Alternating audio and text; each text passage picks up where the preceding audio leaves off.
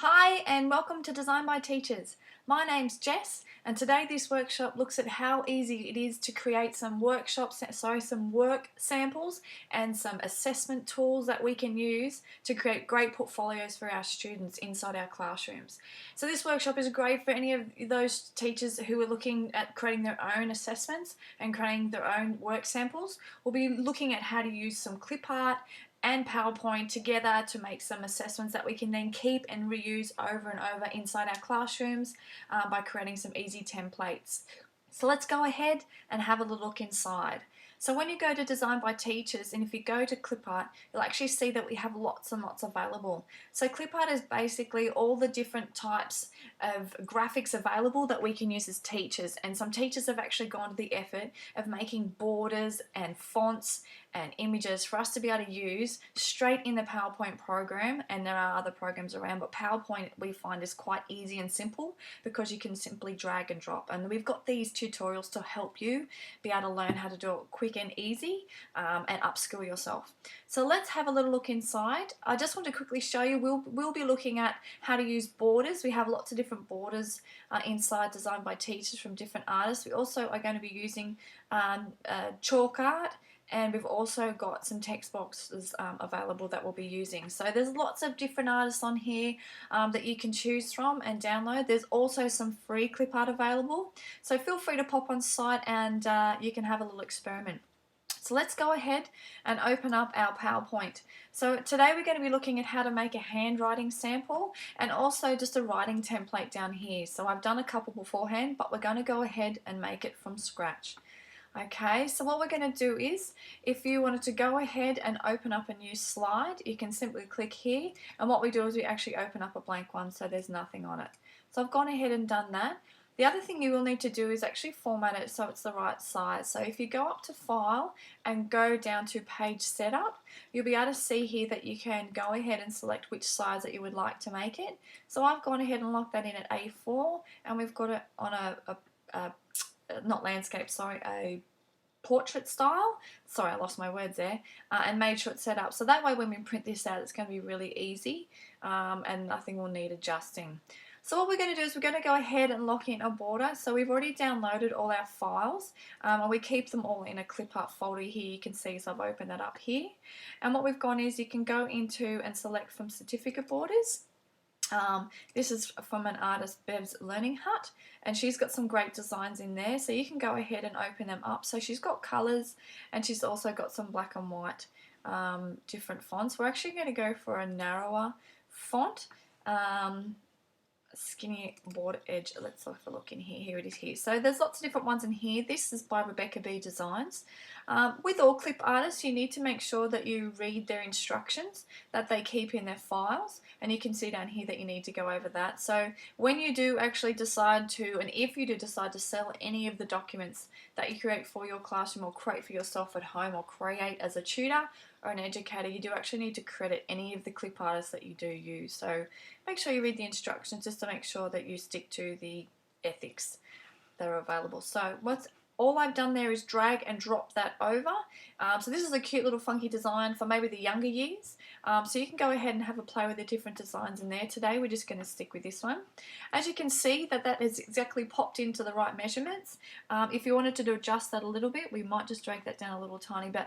But that's pretty great already set up for us there. So all I did was simply drag and drop that. So I've clicked on it with my mouse and I've dragged it over to here, and then I've released it here for that to pop up.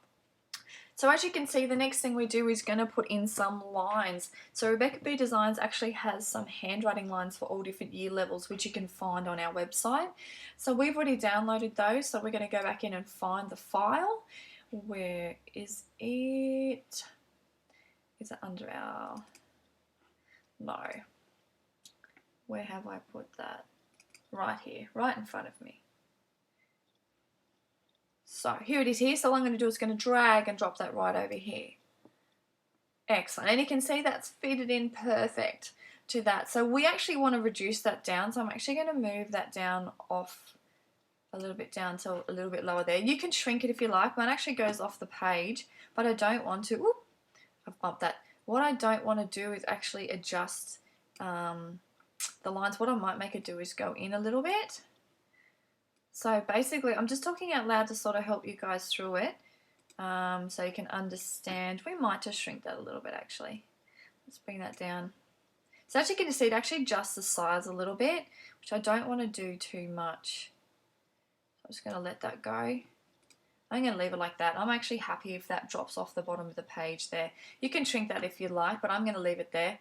What I've done now is you can see up here I've actually added a handwriting sample. So I can set this up to be a template for each time I want to use this in a classroom. And by putting the name and leaving it blank, class and date, that allows me to use it for multiple different years. And because I will leave this file to be editable, which I will show you in a minute, you'll be able to see that we can change the actual task that we're wanting here. And by actually writing down the task, that'll actually help us as well when we've got our portfolio samples and showing it to the actual parents doing a parent-teacher interview. So we can show them what the task was. And always remember, these writing samples, these are independent samples that we're showing the parents what they can do once the child has the task explained to them. So all I've done here is I've actually just added a text box and some word art, which is already part of the PowerPoint program. So if you drop up to insert and drop down to word art, you'll see that it will pop up here. Now I'll just click on that and highlight by double clicking, and I'm going to put here hand writing sample. Now you can label this anything you like. You can call it work sample, and that way you can use it for a variety of assessments if you wanted to.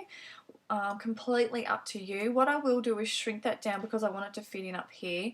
I have already had a little bit of a play with the different designs, so I'm going to format that. I actually like this design right here, and the fill color I've selected is that, so I can actually fill in the box behind it. And what I'm going to do is pop it up there. Might just shrink that down a little bit. Okay, it's still too big for me, so I'm going to, go and just shrink that a little bit more. Let's make it 36 and just move that down. That may need to come down a little bit more. Actually, I'm happy if it sits on that line. I'm happy with that. So the other thing I've done here is inserted a text box. So I click on text box. Again, you can have this underlined, outlined or not outlined. I'm going to format it. I actually do like it underlined. I'm going to keep it in black. And I'm going to make it shrink down to a size 12, because even though it might be minor here when we write this out, you'll be able to see that it's actually quite large when we print it. So whenever you do make a resource, make sure you print it so you can actually see what your students are going to have prior to doing multiple copies or prior to giving the assessment, to make sure it's nice and clear for all your different learners that you have. So I'm going to type in here name,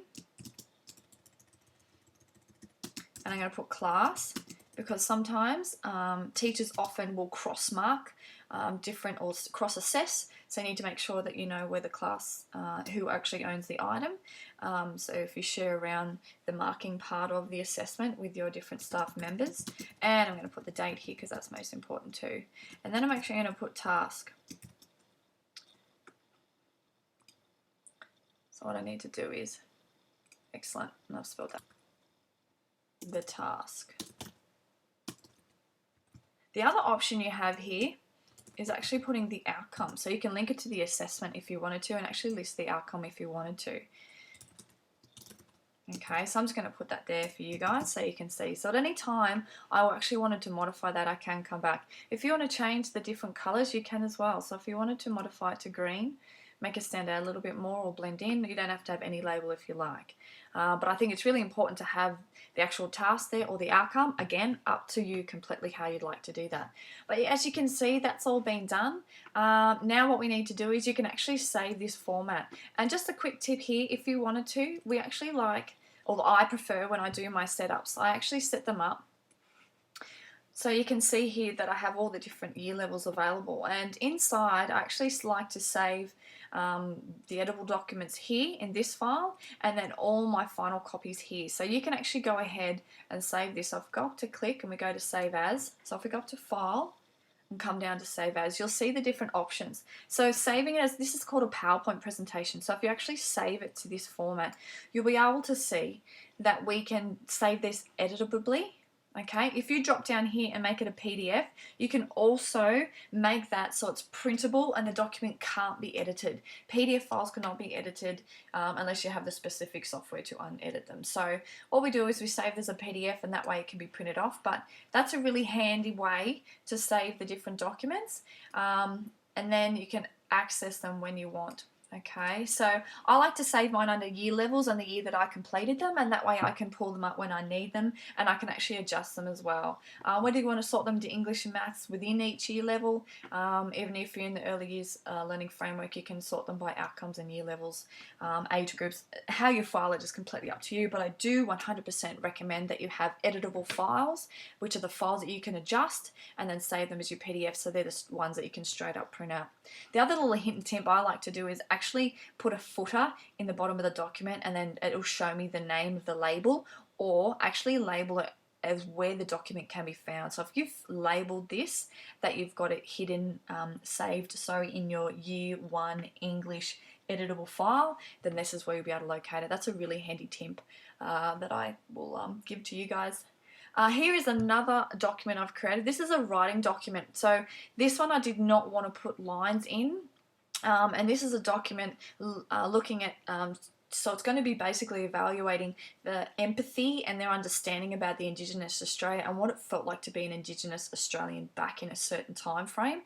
So this is going to be for one of your older years. So let's go ahead and make this document together. Let me just close that one down. So what I'm going to do, I'm going to do a new slide. I'm going to make it a blank slide. Okay.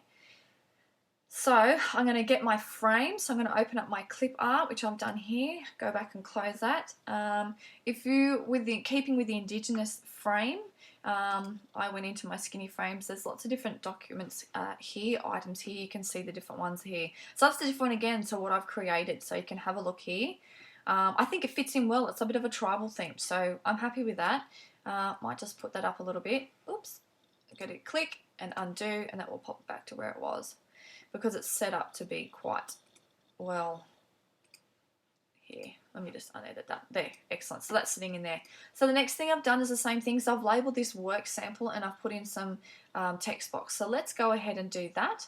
What I will do, oh, that keeps doing it to me. Let me pull that back down. Actually, I'm going to have it sitting up the top.